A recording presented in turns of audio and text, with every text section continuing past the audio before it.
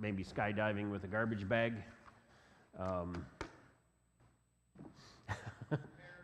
Pears. Yeah, yep.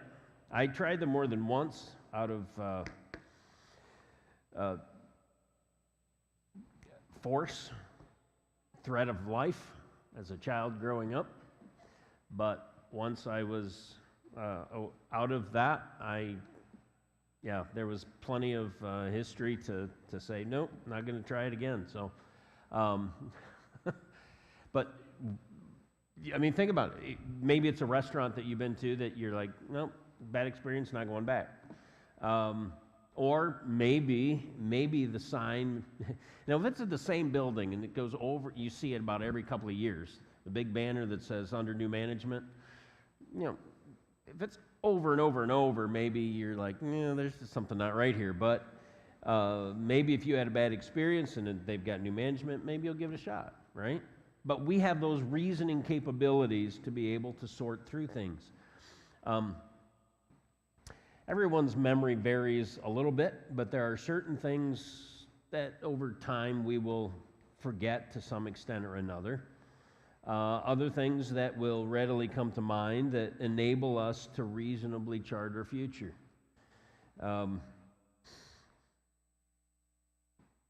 In general society, at least a number of us jokingly comment that every warning label has a story. And some of them, when I see them, I'm like, I'd like to see this. I'd like to hear the story for that, you know. Well, hot on a cup of coffee, you know, caution, hot. Well, hello, if you order hot coffee, it better be hot. The fact that there is a story there, obviously, much of it has to do with lawsuits. But that sort of thing. When I was a kid, Pennsylvania state hunting regulations restricted you from molesting a bear in its den. Okay? I'm not sure why any hunter had to be told that, but there's a reason why that regulation was on the books for a while. How about this? No smoking signs on gas pumps. If you've made it to the age where you are able to drive a vehicle lawfully, it seems that that should be a given, right? There are groups of people who don't think, and they merely follow the most vocal among us, but there are a variety of conclusions regarding numerous issues and items that we each come to based on experience, acquired knowledge, and rational conclusion. We might not all agree exactly, but we have, you'll notice some of the individuals that go out and, you know, whether it's in a street corner or whether it's a college campus, and they just engage in conversation and debate with individuals, much of that they kind of push back on the individual to explain or define something, and it becomes very clear they haven't really thought through. They really don't know why they're spouting what they spout. They're just repeating what they've heard from somebody else. But aside from that, the majority of us have the ability, with experience and knowledge and rational thinking, to come to a conclusion. It may not be the exact same for a number of reasons. Our knowledge might be different. Our experience might be different.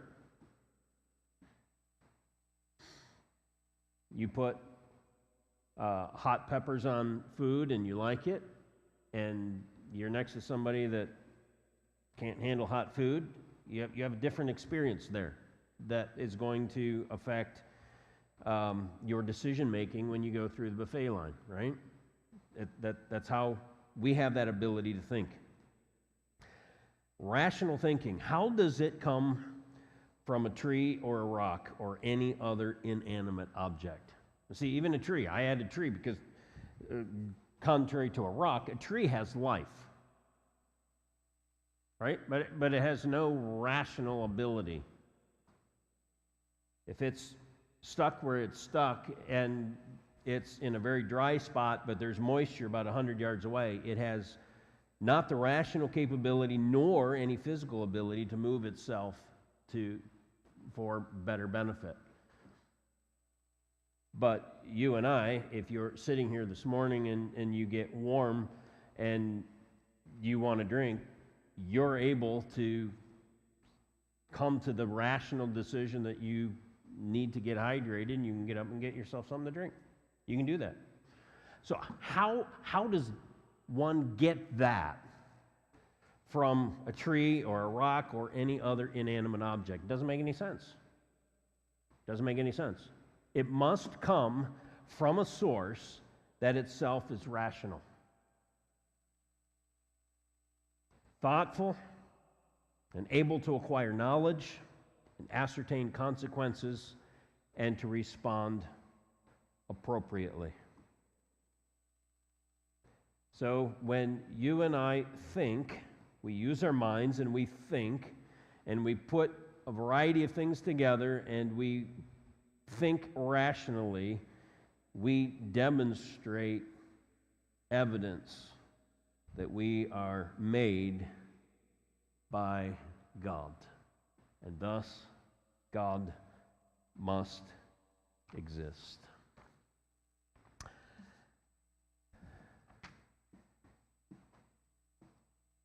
We ended up last week looking at the writing of Peter that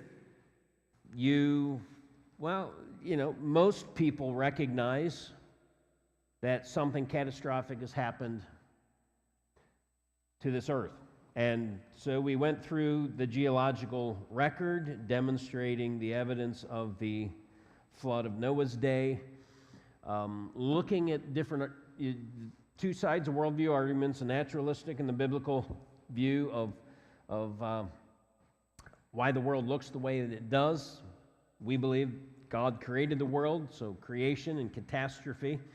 And then as humans, we ask questions that we must.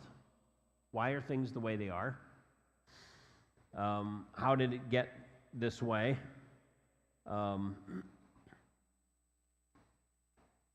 There are various theories that can be observed from the fossil record, and we can account for what we see. Animals that were able to vacate more readily than other animals, and so they were in a different level in the geologic layers, and maybe they lived naturally at a higher elevation, that sort of thing as well. So we can make these rational conclusions. Other explanations that might include the movement of the animal, the height and size of the animal, the ability of the animal to navigate, whether it be low water levels or with the increasing water, you're going to have a more muddy area. They're able to navigate that as well. But you have life, physical life, that accounts for movement of the animals. Where does life come from? Where does life come from? The more we understand about life, the more we must conclude that there is no such thing as what we often refer to as a simple cell. If you remember anything from science, they talked about simple-celled structures. And then, from that, they assumed that, simple cells could become more complex, and then you just add more complex, and then, voila, you've got human life. The naturalistic view tries to account for what is, and they do it with God absent from the equation. They try to describe how movement happened, how things came to be, in terms of evolution. That is, certain things evolved, supposedly, along the way, moving from simple to more complex. They recognize the increasing complexity of life. More and more, the evidence is there. The more we're able to see into some of these structures, the more clear it becomes that what was referred to as simple is not simple. Even the simple cell, a simple single-cell living being, as they would argue, came from sediment, and the difference of level of life from a shrub to a tree, even a frog and a rabbit. There is an understanding that there is a difference in the complexity of life. All right? You have a tree in your yard and you shoot at it, it's not going to move. You shoot at it enough times and you hit it enough times and it may topple in the wind, right? But it's not going to move. You have a rabbit in your yard and you come even relatively close, it's not going to hang around all too long. If you come really close, it's going to get out of there. Right? If you're really good, it doesn't go anywhere. There's a difference. There's a difference in level of life and complexity. So for a moment, try to imagine, how would you account for life? How would you account for these distinctions and differences and complexities with God out of the equation? How would you do that?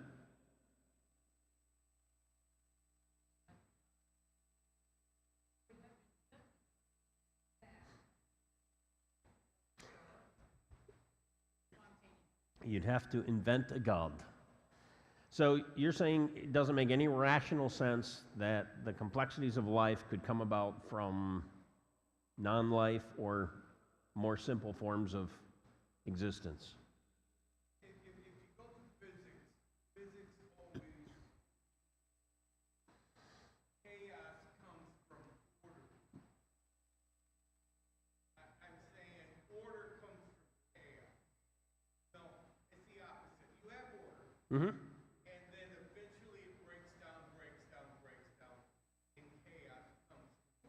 Right.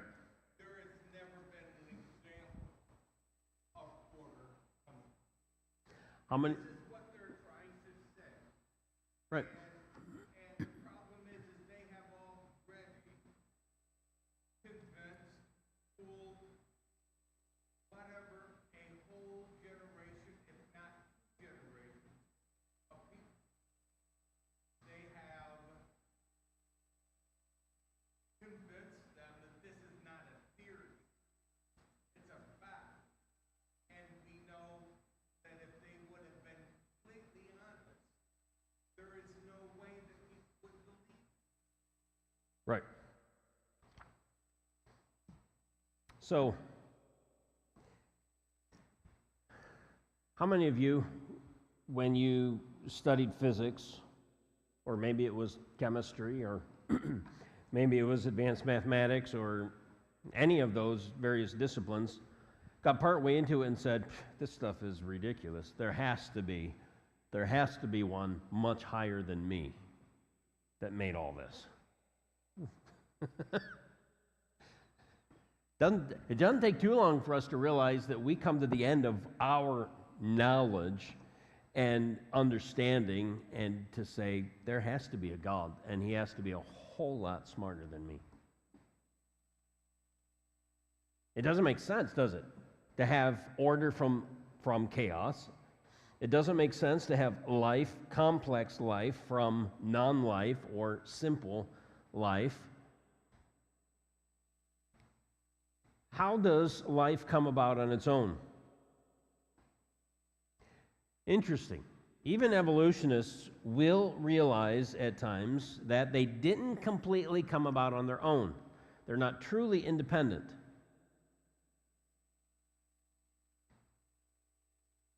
theory of evolution, the naturalist worldview, must acknowledge that each one is dependent upon previously existing matter.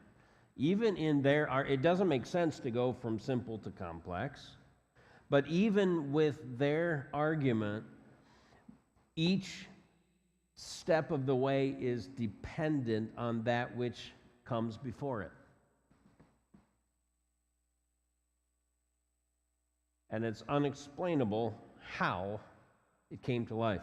Here's a quote from a popular textbook. See how much sense this makes to you. Most scientists think, that's a definitive statement of knowledge right there, isn't it? Most scientists think that life on Earth had a spontaneous origin, developing by itself through natural, chemical, and physical process. I'll stop there for a moment. The quote continues. What is natural of life coming from non-life?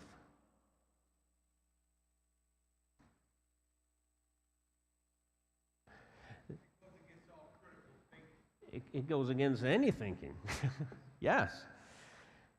The quote continues. They hypothesize that molecules of non-living matter reacted chemically during the first 1 billion years of Earth's history, forming a variety of simple organic molecules, some of which were capable of replicating themselves, formed associations that became increasingly complex. In laboratory experiments, many of the organic building blocks of life have been made from molecules of non-living matter.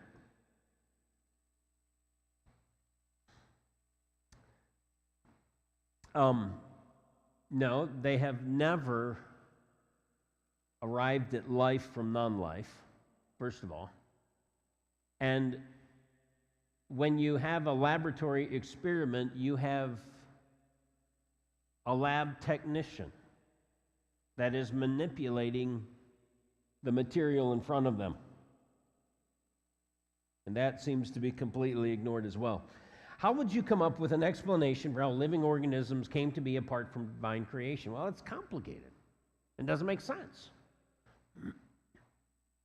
This whole billion years thing and speculating some random chemical process caused non-living substances to become living things doesn't make any logical sense, and it's not scientific. Then, let me ask this question then. If,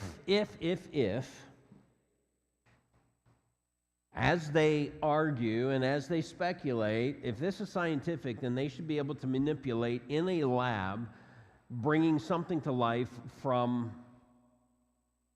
inanimate material, right?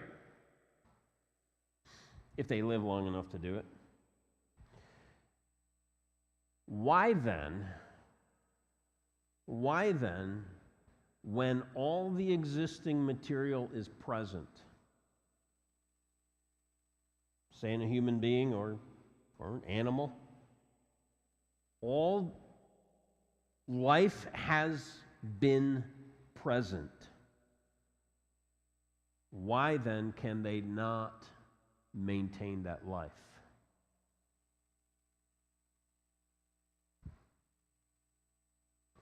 So there's another question that they have no ability to respond to is, where does death come from?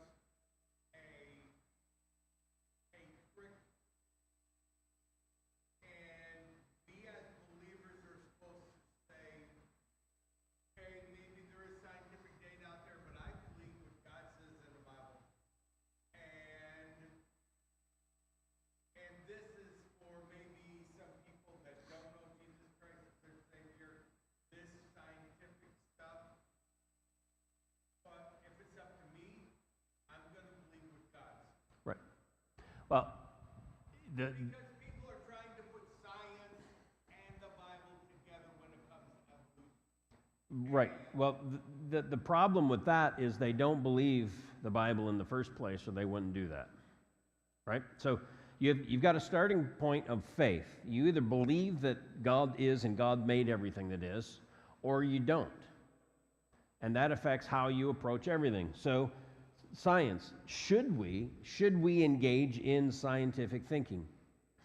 Think of the difference that and you can take anything, any branch of science, whatever. You take technology, for example, because there's obviously science that goes into the technological advancements.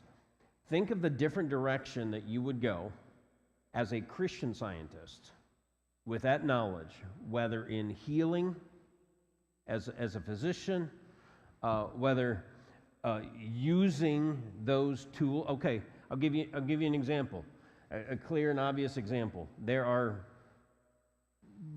little electronic devices. Because of the advancement of technology, these are very small units that you can purchase that can have the Bible in various languages put onto it. And these can be distributed into,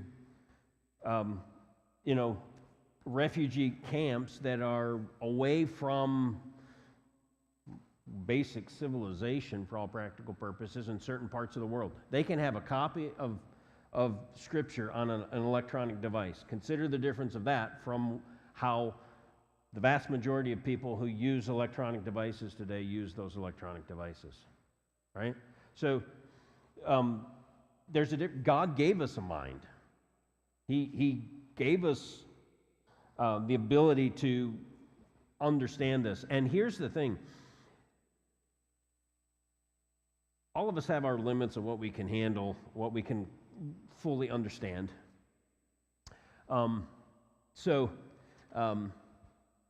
going to show you some information in a moment that I'm going to repeat for you. I don't fully understand it. Ben's not here. Ben probably understands it a whole different level than I do. But here's the thing. As we increase in understanding, we increase in the realization that there's a whole lot more that we don't understand. That, again, shows there is a God. And the more we understand, the more evidence there is to say there is no possible way that life came from non-life. And notice how clear this is. Evolution doesn't make sense. It's not even remotely probable that it could occur.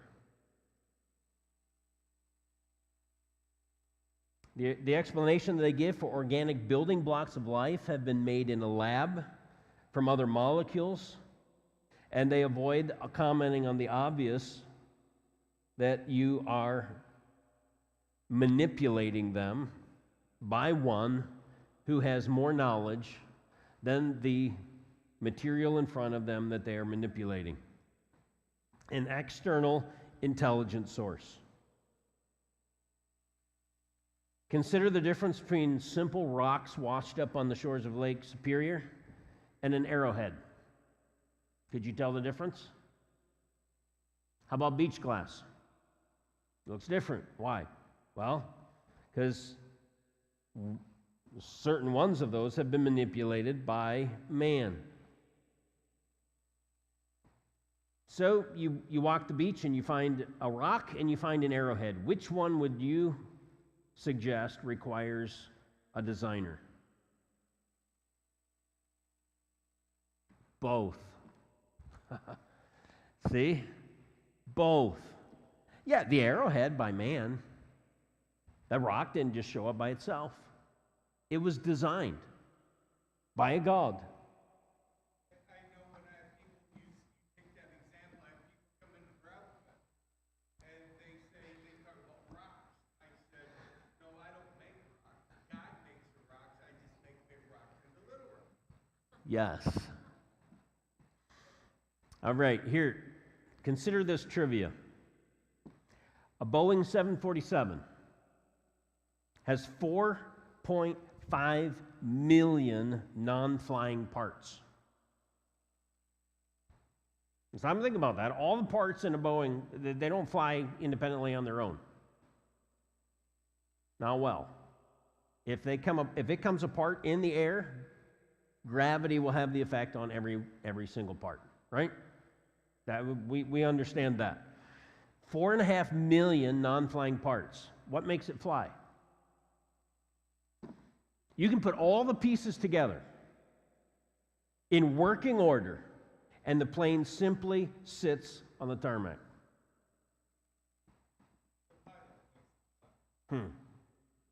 What makes it start? Well, you've got to have fuel. What happens if it runs out of fuel?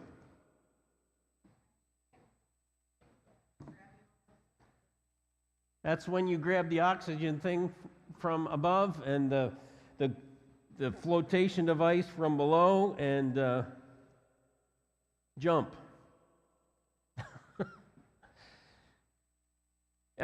What makes it start? I mean, 4.5 million non-flying parts.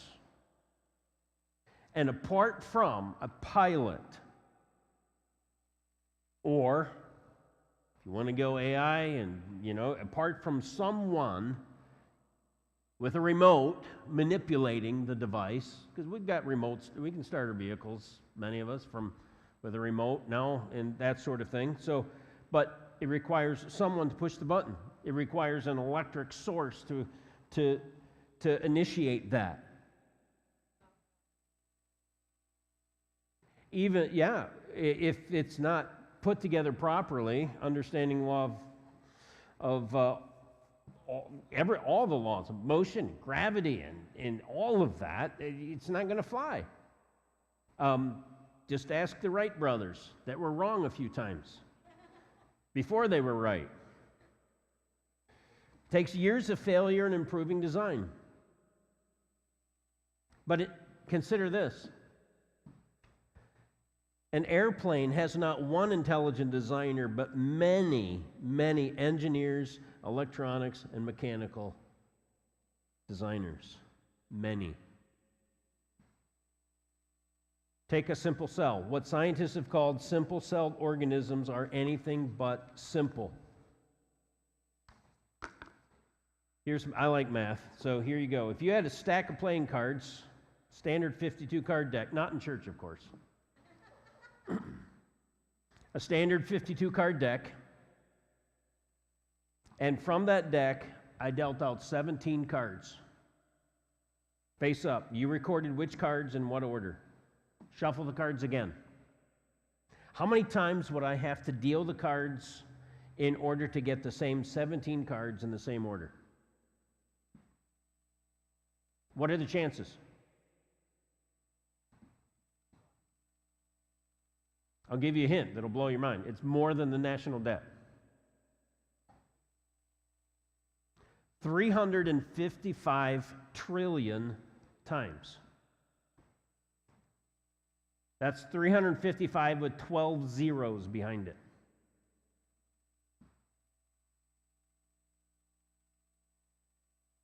Then they try to convince us that all of this happened in a particular way, at a particular time, and not just one thing, thousands of one thing, all together at the same time. Exactly, and they're going to try to tell us that that same 17 cards were dealt in the same order numerous times in succession in order to all come together at once. So, now if you had a protein, now I understand we have a mixed crowd. We have to understand what we mean by a protein, right? You have thousands of proteins that are needed for a cell. Depends on what comes to your mind when you think protein. Steak, right? Steak should come to mind. Now, if you're If you can't see all of that, and you probably can't because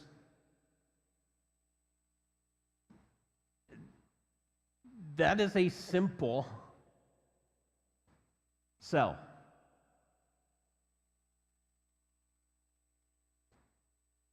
The more they study the cell, the more they find in it that they didn't know was in it. The more function that they discover that they didn't realize could function. If you have a protein with many thousands of proteins, understand, you have thousands of proteins needed to put in there. Right? If you have a protein with 100 amino acids in its chain, the probability of lining up the proper order again, understand this, 52 card deck, 17 cards, 355 trillion times to replicate it. If you have a single protein and you need thousands of proteins for one cell, you have a protein with 100 amino acids in its chain, the probability of lining them up in proper order again is a 1 followed by 130 zeros. I don't even know what you call that number. Big doesn't call it. It doesn't count it, right? A single protein among thousands needed for one simple cell. And that protein has 100 amino acids in the chain. The probability of them lining up identical in order necessary for replication and function is 1 followed by 130 zeros. When all the amino acids align, follow me here, when all of the amino acids align, you still have one protein, one dead protein. And thousands of proteins are needed for a cell. Even still, proteins are dead molecules. What makes life?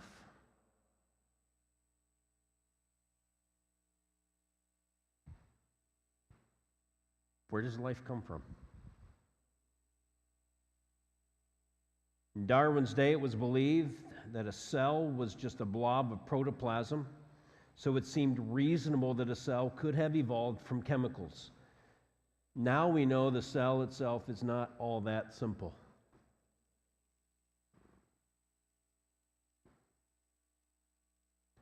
And I couldn't tell you how many thousands of times that image of the cell is blown up to be the size that you're looking at.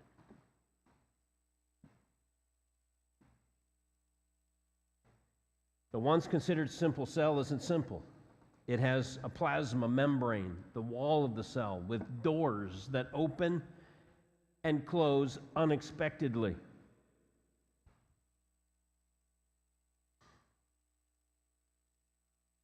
You get dehydrated this time of year, you need to drink. Guess what? Some of that water needs to get to your cells, not just pass through your system. It needs to be absorbed by some of your cells. How does it get in? And how do you get sufficient amount in without flooding it? How does the door of the cell know when to shut when it has to? How does it know when to open? The wall of the cell with doors that open and close unexpectedly, with an army of guards controlling what comes in and what goes out. In the nucleus, the control center, the nucleus is the DNA, like a twisted rope ladder containing specific data. information for controlling the cell. It's like there's a operation center, a brain, if you will, for this cell. Remember, a simple cell that in Darwin's day they said was just a blob of protoplasm. It's like a blueprint, an operation manual with active controls containing literally billions of parts. It has the information to build proteins and can unwrap and copy itself in minutes.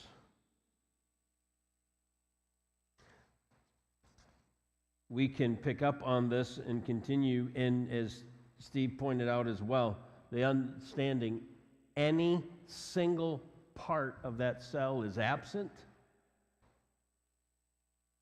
it can't live, nor can it reproduce itself. Where does life come from?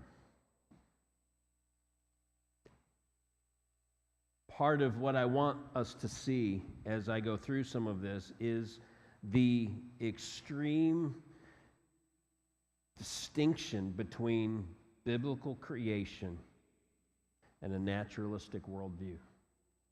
They could not be more worlds apart.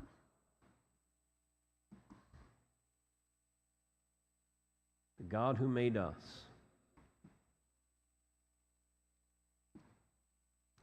there is no way this is by accident.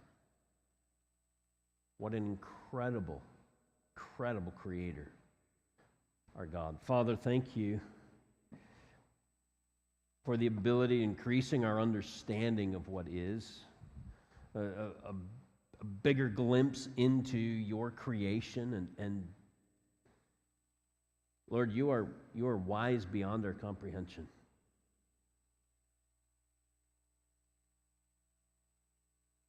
You didn't have to experiment and find out something wasn't working and try different pieces and parts and replace things and change things. You spoke. The display of your wisdom and power combined in creating a simple cell and all that goes into that.